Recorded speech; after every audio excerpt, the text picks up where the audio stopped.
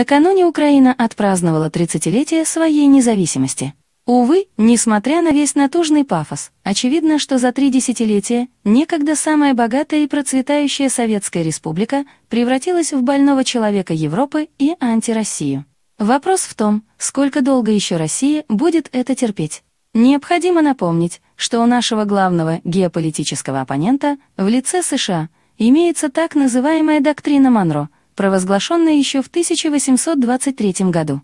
В соответствии с этой политической декларацией, весь американский континент был признан зоной жизненных интересов и стал задним двором для Соединенных Штатов, что касается правительств стран, провозгласивших и сохраняющих свою независимость, и тех, чью независимость, после тщательного изучения и на основе принципов справедливости, мы признали, мы не можем рассматривать любое вмешательство европейской державы с целью угнетения этих стран или установления какого-либо контроля над ними иначе, как недружественное проявление по отношению к Соединенным Штатам.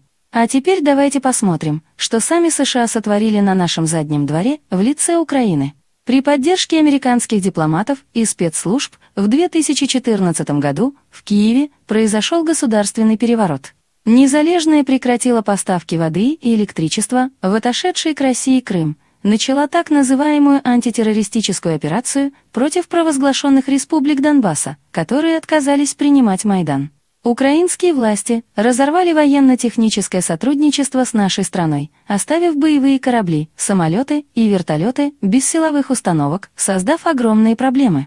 На законодательном уровне Россия признана страной-агрессором, а в Конституции незалежной прямо прописано стремление вступить в военный блок антироссийской направленности, НАТО. На Черноморском побережье Украины американцы и британцы строят свои объекты военной инфраструктуры для слежения за российским флотом. США, Великобритания и Турция вооружают ВСУ для войны против ДНР и ЛНР, а на самом деле против России.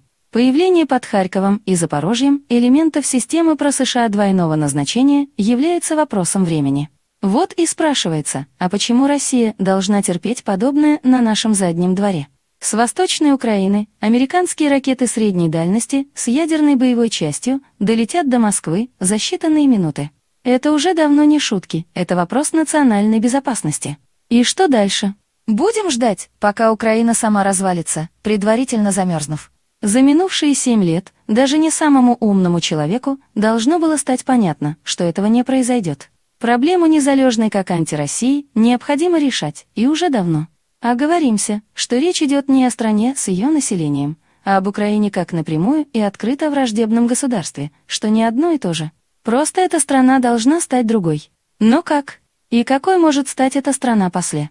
Увы, но никакими хитрыми планами этого не добиться. Будь незалежная суверенным государством, мы могли бы попытаться найти компромисс и по Крыму в свое время, и по Донбассу, и по всем остальным вопросам. Но она находится под прямым внешним управлением со стороны Вашингтона и Брюсселя. По-хорошему те ее не отпустят, потому остаются только варианты по-плохому. Давайте вкратце пройдемся по гипотетическим сценариям. Во-первых, самым простым и эффективным будет силовое решение. Если ВСУ в очередной раз устроит провокации против ДНР и ЛНР, Россия как гарант их безопасности может ответить контрнаступлением, остановившись где-нибудь на границе с Польшей. К сожалению, сегодня украинская армия не та, что была в 2014 году, и все это будет стоить значительных жертв с обеих сторон. Также под вопросом будет сохранение поставок газа через Северный поток-2, что является одним из условий сделки Байдена и Меркель. Во-вторых, возможно куда более гибкое решение. Очень много времени потеряно зря, но все еще можно попробовать вариант с украинским правительством в изгнании. И бывший президент Янукович, и премьер-министр Азаров находятся в России. Да, их полномочия официально истекли, однако имеются интересные прецеденты.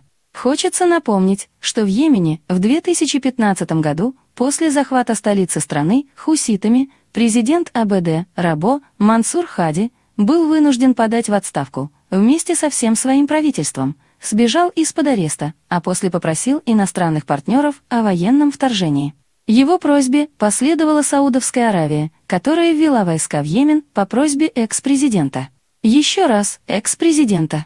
Будучи созданным на территории России, правительство в изгнании может стать альтернативным центром объединения всех несогласных с происходящим на Украине и координации их действий.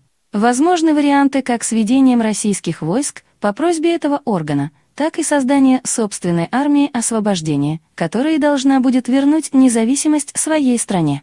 В-третьих, можно проявить особую оригинальность, разместив подобную управленческую структуру не в России, а в Белоруссии, которая и так уже побила все тарелки с Западом.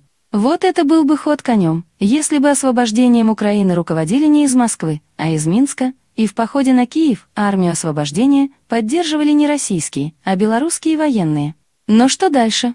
Допустим, злочинно влада пала, а украинские чиновники и неонацистские преступники бегут вслед за последним улетающим самолетом. Что нам делать с Незалежной? На эту тему было много рассуждений, как делить Украину. Например, забрать Новороссию, Западную Украину отдать европейцам, а Малороссию оставить нейтральным государством. Или же поделить ее по Днепру на правобережную и левобережную. Или же всю Украину, кроме Галиции, присоединить к России в виде Новороссийского и Киевского федеральных округов. Но ключевым вопросом будет, как мы сможем выстроить отношения с украинцами. Тут необходимо отдавать себе отчет, что объединение или воссоединение в той или иной форме крайне выгодно обеим сторонам. Прежде всего, для самих украинцев оккупация означает прекращение оголтелой русофобской пропаганды, долгожданное воссоединение многих семей, разделенных границами и крымским вопросом. Будут восстановлены деловые и производственные связи, вновь появятся рабочие места, и зарабичанам не нужно будет гнуть спину, собирая в любую погоду клубнику. Украина сможет вернуться к прямым закупкам российского газа, а все навязанные МВФ повышенные тарифы на коммуналку уйдут в прошлое, как дурной сон. ВСУ можно будет максимально демобилизовать, и молодые ребята вернутся домой к семьям и своим девчинам, вместо того, чтобы сидеть в окопах и расстреливать из артиллерии и минометов соотечественников на Донбассе. Не сразу, но постепенно социально-экономическая ситуация на Украине начнет налаживаться. Поэтому бояться русских оккупантов не надо, никто ваших жен не изнасилует, последнее сало не заберет и кресты с православных церквей не скинет. Что нам всем делать после освобождения? Наверное, нужно какое-то время, чтобы все могли успокоиться и перевести дух, увидеть позитивные изменения. А после можно в каждом регионе провести референдумы о самоопределении. Если захочет Западная Украина вернуться в родную гавань, то пусть идет.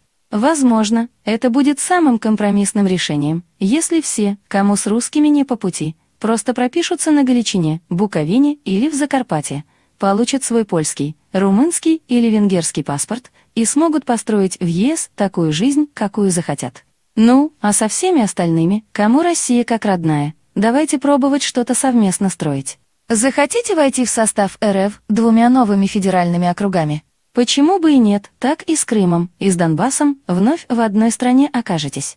Пожелаете остаться независимым, но дружественным России государством, в виде федерации или конфедерации, войдя в Евразийский экономический союз? Пожалуйста.